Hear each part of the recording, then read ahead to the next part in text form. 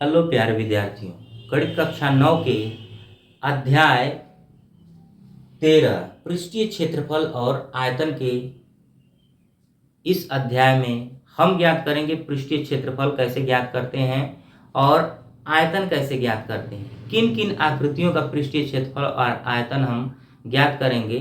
तो आइए शुरू करते हैं। पृष्ठीय क्षेत्रफल में किसका किसका हम पृष्ठीय क्षेत्रफल ज्ञात करेंगे। घन का, घनाभ का, बेलन का,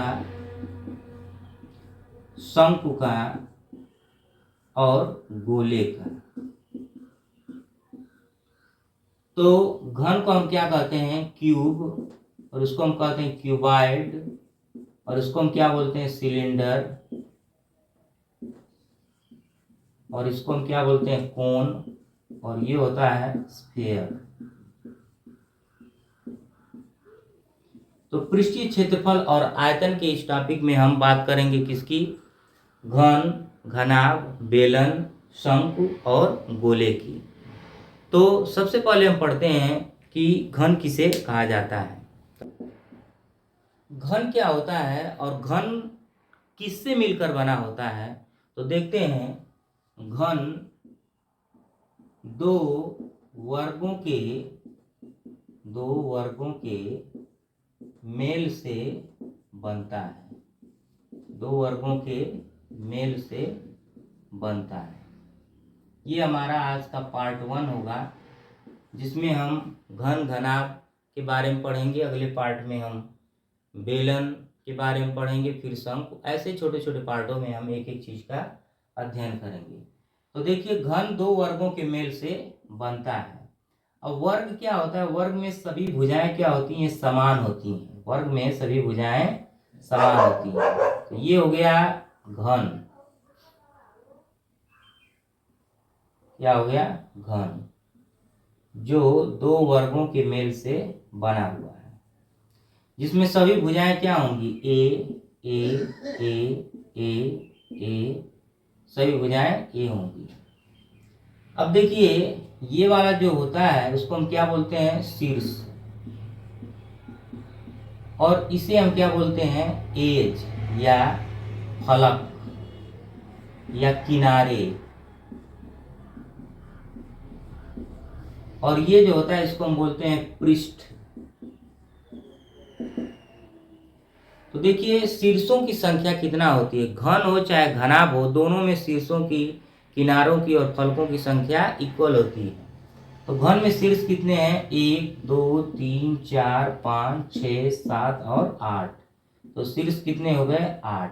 फलक कितने हैं, यानी इस तरह के किनारे, 1 2 3 4 5 6 7 8 9 10 11 और ये 12। तो फलकों की संख्या होती है 12, और पृष्ठों की संख्या कितनी होती है, 1 और उसके नीचे 2, ये 3, उसके उधर 4, और एक सामने वाला और एक पीछे वाला, कितना हो गया, 6। तो घन में शीर्षों की संख्या कितना हो गई, शीर्षों की संख्या बराबर हो गया कितना, 8। फलकों की संख्या की बात करें तो फलकों की संख्या होती है कितना, 12। और पृष्ठों की संख्या की बात करें तो पृष्ठों की संख्या होती है कितना, 8। अब देखिए, यहीं पर बात कर लिया जाए कि घन का आयतन क्या होता है, घन का आयतन। तो घन का आयतन होता है a पर 3 घात, यानी भुजा पर 3 घात, भुजा पर 3 घात, a पर 3 घात, या कहें कि भुजा पर 3 घात। और घन मात्रक, मात्रक में क्या लिखेंगे, घन मात्रक। फिर होगा घन का विकर्ण। तो घन का विकर्ण क्या होता है, विकर्ण हो तिरछी लाइन, भुजा करड़ी में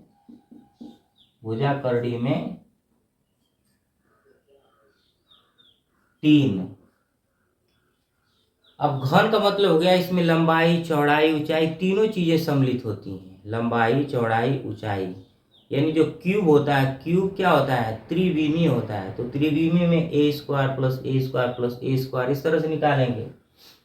फिर घन का संपूर्ण पृष्ठ, घन का संपूर्ण पृष्ठ। तो हम बस इन्हीं 3 फार्मूलों की बात करेंगे, और भी फार्मूले होते हैं। 6a² वर्ग मात्रक, और ये हो गया मात्रक। ठीक। तो हमने जाना कि घन क्या होता है। घन 2 वर्गों के मेल से बना होता है। घन 2 वर्गों के मेल से बना होता है, और वर्ग में सभी भुजाएं समान होती हैं। घन का आयतन होता है भुजा पर 3 घात, और घन का विकर्ण भुजा करड़ी में 3, और घन का संपूर्ण पृष्ठ 6 गुणे भुजा का स्क्वायर। तो आइए हम इस पर कुछ सवाल करते हैं। उदाहरण, यदि घन की भुजाएं, यदि घन की भुजा 4 सेंटीमीटर है, 4 सेंटीमीटर हो, तो यदि घन की भुजा 4 सेंटीमीटर हो तो कहेगा कि घन का आयतन, घन का आयतन, विकर्ण और संपूर्ण पृष्ठ, संपूर्ण पृष्ठ ज्ञात करें। तो क्या करेंगे, हम इन्हीं फार्मूले का प्रयोग करेंगे। आयतन V इक्वल टू क्या हो जाएगा, 4 पर 3 घात, 4 चौको 16 चौको 64 सेंटीमीटर क्यूब।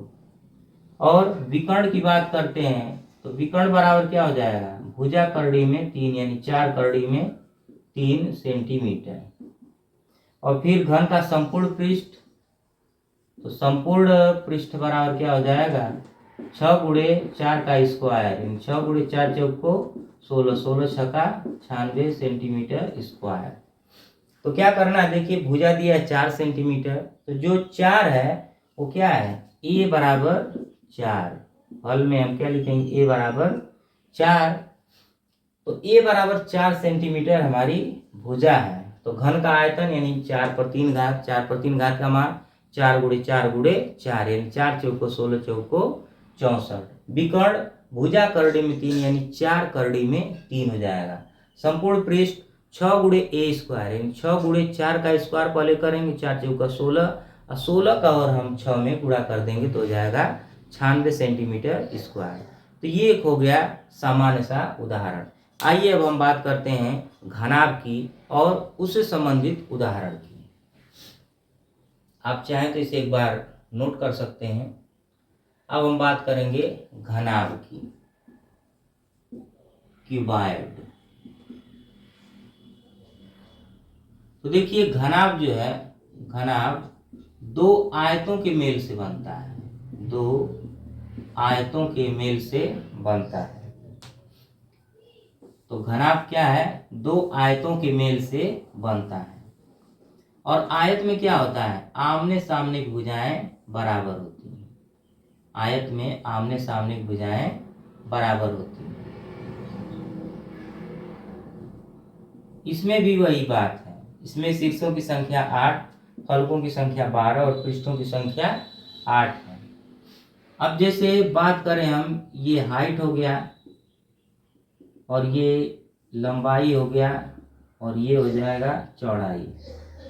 तो इसमें 3 भुजाएं हो गई, लंबाई, ऊंचाई और चौड़ाई।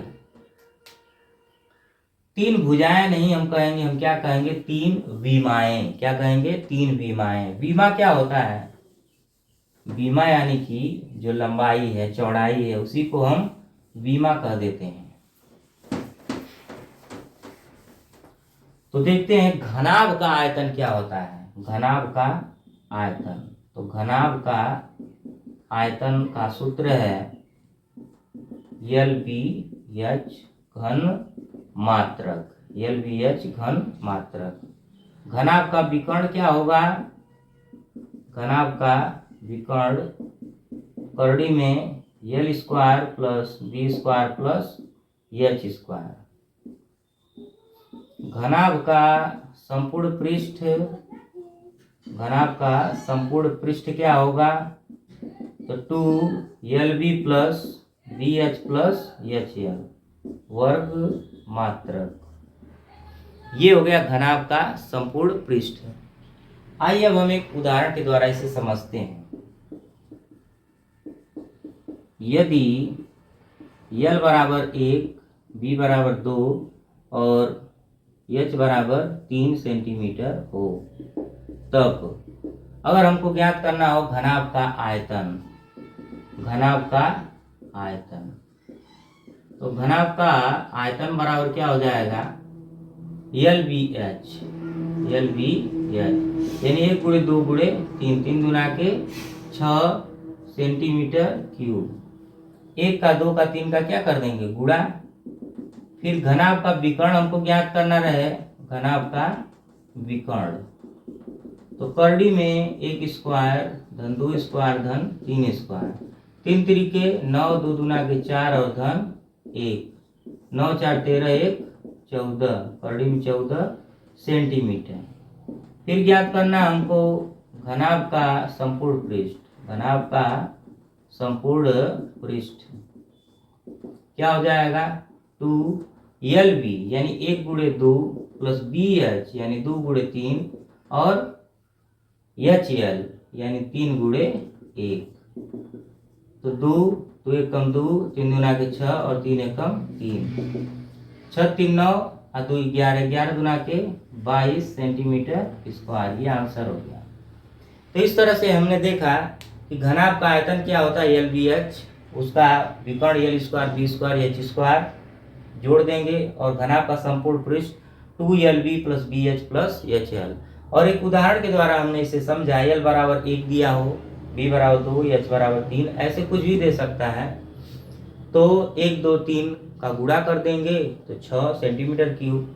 उनका विकर्ण निकालना है, करड़ी में L का स्क्वायर B का स्क्वायर H स्क्वायर, तो L के जगह पर 1, B की जगह पर 2 और H के जगह पर 3 रख के उनके वर्गों का योगफल कर दिया गया, तो आंसर आ गया 9 4 13 1 14। फिर घनाभ का संपूर्ण पृष्ठ 2LB plus BH plus HL का प्रयोग करके आ गया 22 वर्ग सेंटीमीटर। तो आज के इस वीडियो में बस इतना ही। मिलते हैं अगले वीडियो में, तब तक हमारे साथ बने रहिए। मिलते हैं अगले वीडियो में। धन्यवाद।